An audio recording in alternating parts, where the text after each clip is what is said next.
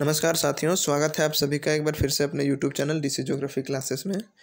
यदि चैनल पर नए हैं तो चैनल को सब्सक्राइब कर लीजिए और बेल आइकन को प्रेस कर लीजिए ताकि हर नई वीडियो की नोटिफिकेशन आप तक आसानी से पहुंचती रहे। तो चलिए शुरू करते हैं आज का सेशन। और आज के सेशन में हम लोग बात करने वाले हैं Jharkhand PGT geography previous year question का। 2017 में जो एग्ज़ाम हुआ था ये 2 शिफ्ट में एग्ज़ाम हुआ था। तो अभी तक हम लोगों ने जो क्वेश्चंस को कवर किया है वो शिफ्ट 1 का चल रहा था और शिफ्ट 1 का आज ये हमारा लास्ट सेशन है। इसके बाद से जो हम लोग सेशंस करेंगे वो शिफ्ट 2 का होगा, यानी सेकेंड शिफ्ट का होगा। तो फर्स्ट शिफ्ट का आज लास्ट सेशन है, इसके बाद से हमारा सेकेंड शिफ्ट शुरू हो जाएगा। ओके, तो चलिए शुरू करते हैं आज का सेशन। और आज के सेशन का पहला प्रश्न आपके स्क्रीन पर है। क्वेश्चन है, यूरेनियम के भंडार के संदर्भ में सबसे ज़्यादा संपन्न 2 भारतीय राज्य निम्नलिखित में से कौन से हैं? यानी पूरे भारत में ऐसा 2 राज्य का नाम बताना है आपके ऑप्शन से जो यूरेनियम के प्रोडक्शन में संपन्न है। यानी सॉरी, प्रोडक्शन में नहीं, ये रिजर्व में पूछ रहा है, भंडार में पूछ रहा है। ठीक है, तो यूरेनियम के भंडार सबसे ज़्यादा भारत के किन 2 राज्यों में है वो आपसे क्वेश्चन पूछ रहा है। ऑप्शन आपके सामने मध्य प्रदेश और उड़ीसा, पश्चिम बंगाल और राजस्थान, झारखंड और आंध्र प्रदेश, मध्य प्रदेश और पश्चिम बंगाल। तो इसका जो राइट आंसर है वो है ऑप्शन नंबर झारखंड और आंध्र प्रदेश। ये भारत के 2 ऐसे राज्य हैं जहां यूरेनियम काफ़ी अधिक मात्रा में रिजर्व है। ठीक है, भंडारित है। तो इसके बारे में थोड़ा सा डिटेल देखते हैं। तो आंध्र प्रदेश में एक ज़िला है कुड़प्पा या कडप्पा। ठीक है, और यहाँ कुड़प्पा ज़िले के तुमलपल्ली में लगभग 1.5 लाख टन यूरेनियम का भंडार होने की संभावना है। ऐसा अनुमान है कि कडप्पा ज़िले में लगभग 1.5 लाख टन यूरेनियम का डिपॉजिट है, भंडार है। ठीक, जादूगोड़ा खान, ठीक है, एक यूरेनियम की खान है जो कि हमारा इंडिया में ये झारखंड राज्य का ईस्ट सिंहभूम, पूर्वी सिंहभूम जिला में एक गांव है जादूगोड़ा। और इस जादूगोड़ा जो गांव है पूर्वी सिंहभूम का, इस गांव के चारों तरफ यानी यूरेनियम का भंडार ही है। यूरेनियम बहुत अधिक मात्रा में इस गांव में पाया जाता है, इसलिए झारखंड का जो जादूगोड़ा है पूरे भारत में यूरेनियम की खान के लिए बहुत ही फेमस है, प्रसिद्ध है। ठीक है, अगर हम पूरे विश्व में यूरेनियम की बात करें तो दुनिया में लगभग 29% यूरेनियम ऑस्ट्रेलिया में पाया जाता है। और ये कोई छोटा मोटा अमाउंट नहीं है। 29% अगर पूरे वर्ल्ड का यहाँ पाया जा रहा है तो अपने आप में एक बड़ी बात है। ठीक है, नेक्स्ट क्वेश्चन देखते हैं। झारखंड के किस हिस्से में अभ्रक युक्त मिट्टी पाई जाती है? तो यहाँ क्वेश्चन का सेंस समझिएगा, अभ्रक युक्त मिट्टी पूछ रहा है। तो ऑप्शन है कोडरमा, लोहरदगा, देवघर, पाकुड़। करेक्ट आंसर इसका जो है वो है कोडरमा। अब क्वेश्चंस को अगर ध्यान से पढ़ेंगे तो समझ में आ जाएगा। अभ्रक युक्त मिट्टी पूछ रहा है, इसका मतलब जिन क्षेत्रों में अभ्रक का डिपोजिशन या प्रोडक्शन ज़्यादा होगा उन क्षेत्रों में अभ्रक युक्त मिट्टी भी पाई जाएगी। तो पूरे भारत में कोडरमा अपने अभ्रक के लिए विख्यात है, प्रसिद्ध है। तो इसलिए जो कोडरमा का क्षेत्र है यहाँ अभ्रक बहुत अधिक मात्रा में पाया जाता है। तो अभ्रक युक्त मिट्टी भी कोडरमा में ही पाई जाती है अधिकांश, जो कि झारखंड में है। ठीक है, एक जिला है कोडरमा। नेक्स्ट क्वेश्चन की बात करें तो ग्रेट बैरियर रीफ कहाँ पाया जाता है? अब एक ग्रेट बैरियर रीफ के बारे में क्वेश्चंस पूछा गया है, ये किस तरफ पाया जाता है, इसका लोकेशन पूछा है। ऑप्शन है ऑस्ट्रेलिया के तट के निकट, ग्रीनलैंड के निकट, अरब सागर में या समशीतोष्ण क्षेत्र में। तो ये काफ़ी इजी क्वेश्चन है। ये ऑस्ट्रेलिया के तटीय क्षेत्र में स्थित है ग्रेट बैरियर रीफ। अगर ग्रेट बैरियर रीफ की हम बात करें तो ये ऑस्ट्रेलिया का जो उत्तर पूर्वी क्षेत्र है, जहां ऑस्ट्रेलिया का एक राज्य है क्वींसलैंड, ठीक है, इससे सटा हुआ है। अगर आप ऑस्ट्रेलिया का मैप देखेंगे तो कुछ इस प्रकार का ऑस्ट्रेलिया का मैप देखने को मिलेगा। और ऑस्ट्रेलिया के मैप में कुछ ये जो उत्तर पूर्व का जो क्षेत्र है, जो क्वींसलैंड का एरिया ये कहलाता है, तो इस क्षेत्र में ग्रेट बैरियर रीफ का डिपोजिशन यानी सॉरी जो विस्तार है वो देखने को मिलता है। और ये दुनिया का सबसे बड़ा बैरियर रीफ है जो कि ऑस्ट्रेलिया के उत्तर पूर्व में स्थित है। नेक्स्ट, निम्नलिखित में से कौन सा कारक झारखंड में स्थापित लोहा और इस्पात उद्योग को सबसे अधिक प्रभावित करता है? क्वेश्चंस को ध्यान से समझिएगा। कौन सा फैक्टर पूछ रहा है कि झारखंड में जो स्थापित लोहा इस्पात उद्योग है उसको सबसे अधिक प्रभावित करता है? तो बिजली, बाजार, श्रम या कच्चा माल। तो सबसे अधिक इफेक्ट कौन करता है, प्रभावित कौन करता है? तो ऑप्शन नंबर बी है बाजार, झारखंड में। झारखंड का पूछ रहा है। अब इसको जानने से पहले हम लोग एक थ्योरी पढ़े थे वेबर का, इंडस्ट्रियल लोकेशन थ्योरी। तो जो इंडस्ट्रियल लोकेशन थ्योरी है इसके लिए जो मेजर चीज़ें हैं ये 3 चीज़ शामिल होता है। पहला कि रॉ मटेरियल होना चाहिए, दूसरा ट्रांसपोर्टेशन और तीसरा उसके नज़दीक मार्केट होना चाहिए, ठीक है।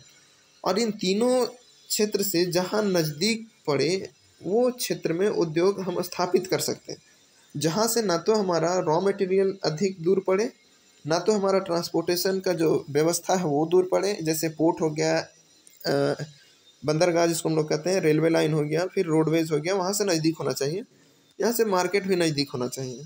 तो झारखंड में जो आयरन स्टील इंडस्ट्री लगाया गया है इसमें इसके लिए जो रॉ मटेरियल है वो रॉ मटेरियल काफ़ी आसानी से मिल जाता है, ठीक है। परिवहन भी यानी ट्रांसपोर्टेशन का व्यवस्था भी यहाँ उपलब्ध हो जाता है। कोलकाता यहाँ का नियरेस्ट पोर्ट है, हल्दिया, ठीक है। फिर रेलवे स्टेशन भी लगभग झारखंड में पाए जाते हैं। यहाँ का जो मार्केट है, जो इंडस्ट्री है आयरन ओर के लिए, वो पर्याप्त नहीं है। जिस अमाउंट में, जिस मात्रा में हमारे यहाँ आयरन ओर का प्रोडक्शन होता है उस मात्रा में हम इसका कंजम्पशन नहीं कर पाते, उसका उपभोग नहीं कर पाते।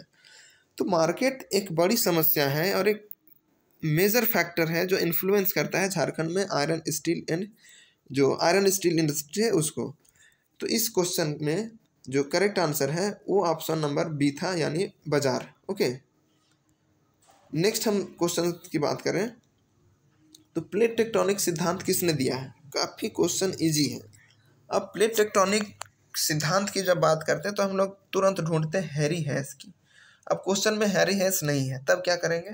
टेलर है, जेएस स्टीयर है, लोथियन ग्रीन है, डब्ल्यूजे मॉर्गन है, ठीक है। तो इसका जो करेक्ट आंसर है वो है आपका डब्ल्यूजे मॉर्गन। अब चूंकि हैरी हेस यहाँ ऑप्शन में है नहीं तो मॉर्गन को हम लोग मानते हैं। अब इससे रिलेटेड कुछ हम लोग पॉइंट को देखते हैं। जो प्लेट विवर्तनिकी सिद्धांत है इस सिद्धांत को हैरी हेस ने 1960 में देते हैं, 1960 में। इसमें प्लेट विवर्तनिकी में 2 वर्ड है, एक प्लेट है और दूसरा विवर्तनिक है। तो जो प्लेट शब्द है इसका प्रयोग सबसे पहले टूजो विल्सन करते हैं 1955 में, 1955 में, ठीक है, प्लेट शब्द का। जबकि इसमें विवर्तनिक शब्द जो है, जो टेक्टोनिक वर्ड है, इसको मॉर्गन जोड़ते हैं। यानी सबसे पहले टेक्टोनिक वर्ड, विवर्तनिक वर्ड का प्रयोग मॉर्गन करते हैं और प्लेट का वर्ड टूजो विल्सन करते हैं, और दोनों को मिलाने के बाद प्लेट विवर्तनिकी सिद्धांत हैरी हेस देते हैं। और वहाँ ऑप्शन में हैरी हेस था नहीं। तो ये प्लेट टेक्टोनिक का जो कॉन्सेप्ट है विवर्तनिक का, तो ये मॉर्गन के द्वारा दिया गया था। टूजो विल्सन भी ऑप्शन में भी नहीं था। अब जो प्लेट टेक्टोनिक सिद्धांत था ये 1960 में दिया गया था। तो 1960 में उस समय बहुत सारे लोगों को ये बात कुछ समझ में आ नहीं रही थी। तो जब धीरे धीरे इस चीज़ को लोग समझना शुरू किए तब जाके 1970 10 साल बाद इस थ्योरी को लोग एक्सेप्ट करते हैं और हमारा जो सोसाइटी है इसमें एक्सेप्टेंस मिलता है। तो जो प्लेट टेक्टोनिक थ्योरी है ये 1970 में, 1970 में ये सोशल एक्सेप्टेंस को एक्सेप्ट करता है, स्वीकार करते हैं लोग इसको और मानते हैं, ठीक है, जो भी प्लेट टेक्टोनिक थ्योरी में बातें कही गई थी। नेक्स्ट क्वेश्चन है, मैकिंडर ने हार्टलैंड को निम्नलिखित में से किसने बेहतर ढंग से प्रस्तुत किया है? यानी मैकिंडर का जो हार्टलैंड था थ्योरी वो किसे बेहतर ढंग से प्रस्तुत किया है? इसमें किस चीज़ का प्रेजेंटेशन किया गया है, किसके बारे में बताया गया है? तो western Europe, USA, central Asia या सेंट्रल अफ्रीका। तो अगर हम जो हमारा हार्टलैंड थ्योरी है उसको अगर आप देखेंगे तो जो मेजर पोर्शन है, जो मेन फोकस है वो सेंट्रल एशिया पर किया गया है, ठीक है। तो इसका जो करेक्ट आंसर है ऑप्शन नंबर सी है, मध्य एशिया। अब 1902 में जो मैकिंडर है ये ब्रिटेन एंड ब्रिटिश सागर पुस्तक की रचना करते हैं। काफ़ी इंपॉर्टेंट है, क्वेश्चन पूछा जाता है कि ब्रिटेन एंड ब्रिटिश सीज नामक जो बुक है वो किसने लिखी है, तो मैकिंडर ने लिखी है 1902 में। फिर 1904 में ज्योग्राफिकल पाइवट ऑफ हिस्ट्री एक और पुस्तक लिखता है। 1904 में geographical pivot of history Mackinder ही लिखते हैं। 1902 में ब्रिटेन एंड ब्रिटिश सी, 1904 में ज्योग्राफिकल पाइवट ऑफ हिस्ट्री। अब जो ज्योग्राफिकल पाइवट ऑफ हिस्ट्री 1904 में लिखते हैं, 1990 में 1919 में इसमें कुछ मॉडिफिकेशन करते हैं, संशोधन करते हैं और मॉडिफिकेशन करके उसका नाम चेंज कर देते हैं डेमोग्राफिक आइडियल एंड रियलिटी। और यही जो 1919 में ज्योग्राफिकल पाइवट ऑफ हिस्ट्री का में संशोधन करके डेमोग्राफिक आइडियल एंड रियलिटी रखते हैं, इसी में एक वर्ड यूज करते हैं हार्टलैंड। तो जो हार्टलैंड वर्ड यूज किए ये डेमोग्राफिक आइडियल एंड रियलिटी में करते हैं 1919 में, ठीक है, 1919 में। ओके, तो क्वेश्चंस जो हार्टलैंड थियरी है जनरली यहीं से क्वेश्चन बनता है। कभी कभी हार्टलैंड का जो बाउंड्री लाइन है वो पूछ लिया जाता है, तो उसको भी देख लीजिएगा एक बार, ठीक है। नेक्स्ट क्वेश्चन है, हरिकेन समुद्री तूफान नाम कहाँ से उठने वाले उष्णकटिबंधीय चक्रवातों को दिया जाता है। यानी जो उष्णकटिबंधीय चक्रवात है उसको अलग अलग जगह में अलग अलग नामों से जाना जाता है। तो हरिकेन जो नाम है ये किस क्षेत्र में हरिकेन उष्णकटिबंधीय चक्रवात को कहा जाता है। ऑप्शन है ऑस्ट्रेलिया, उत्तरी प्रशांत महासागर, बंगाल की खाड़ी या उत्तरी अटलांटिक महासागर। तो इसका जो करेक्ट आंसर है ऑप्शन नंबर डी है, उत्तरी अटलांटिक महासागर। ओके, अब देखते हैं हम लोग कि जो हिंद महासागर है इसमें हम लोग जनरली चक्रवात के नाम से जानते हैं, ठीक है। उत्तरी अटलांटिक महासागर में इसे हरिकेन के नाम से जानते हैं। जो उत्तरी प्रशांत महासागर है जिसमें कि दक्षिण चीन सागर आता है, इसमें इसे टाइफून कहा जाता है। और उत्तर पश्चिम ऑस्ट्रेलिया में इसे विली विली कहा जाता है। ओके, तो विली विली हम कह सकते हैं कि दक्षिण प्रशांत महासागर में के आसपास का जो क्षेत्र है उसमें विली विली, उत्तरी प्रशांत में टाइफून जिसमें दक्षिण चीन सागर के आसपास विशेषकर जिससे चीन में तूफान आता है, और उत्तरी अटलांटिक में हरिकेन, जबकि हिंद महासागर में चक्रवात के नाम से जाना जाता है। ओके, नेक्स्ट क्वेश्चन, निम्नलिखित में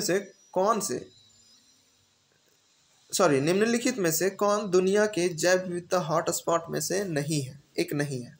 यानी जो बायो डाइवर्सिटी है, जो जैव विविधता है, उसका एक जो हॉटस्पॉट है उसमें से कौन सा नहीं है उसके बारे में पूछ रहा है। पश्चिमी घाट, कैलिफोर्निया, चिटागोंग या पूर्वी हिमालय।